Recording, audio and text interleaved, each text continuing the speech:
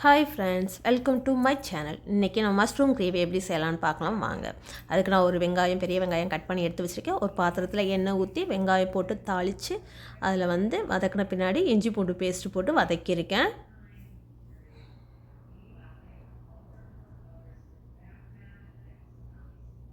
அதுக்கடுத்து தக்காளி போட்டு நான் வதக்கியிருக்கேன். பாருங்க, தக்காளி நல்லா வதங்கிடுச்சு. இப்போ நான் ஆஃப் பண்ணி வச்சுருக்கேன். ஏன்னா நான் மிக்சியில் போட்டு கிரைண்ட் பண்ணணும். அதுக்காண்டி இப்போ நான் கொஞ்சம் நேரம் ஆற விட்டுருக்கேன்.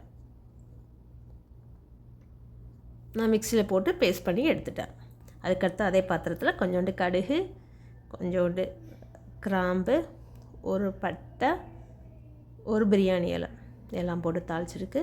அதோட நான் அதுக்கு முன்னாடியே மஷ்ரூமை நான் க்ளீன் பண்ணி கழுவி எடுத்து வச்சுருக்கேன். அதையும் போட்டு இப்போ எண்ணெயில் வதக்கிடலாம்.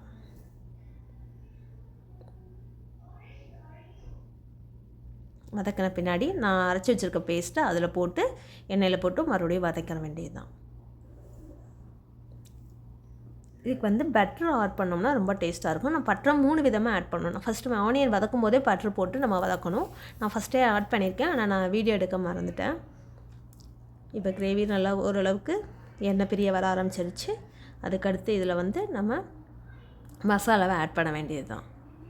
அதுக்கு ஃபஸ்ட்டு அரை ஸ்பூன் மல்லித்தூள், அரை ஸ்பூன் கரம் மசாலா பவுடர்,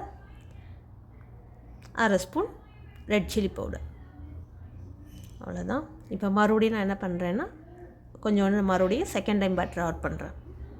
இப்படி பட்டர் ஆட் பண்ணும்போது கிரேவி செம்ம டேஸ்ட்டாக இருக்கும். ஹோட்டல் ஸ்டைலில் இருக்கும். நீங்கள் டேஸ்ட் பண்ணி பாருங்கள். ஏன் நம்ம வெங்காயத்தையும் தக்காளியும் அரைச்சி வரோம்னா அது ஒரு மாதிரி கிரேவி டைப்பில் இருக்கும். பசங்க அந்த வெங்காயத்தை இதெல்லாம் ஒதுக்கி வைக்காதுங்க. அது இதில் அரைச்சி போகிற வாசி கிரேவி கெட்டியாகவும் இருக்கும். மறுபடியும் நான் பட்டர் ஆட் பண்ணியிருக்கேன்.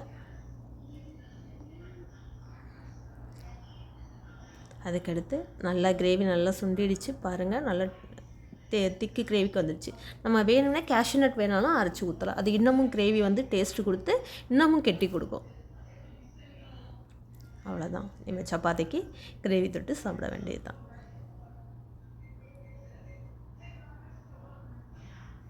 Thank you friends.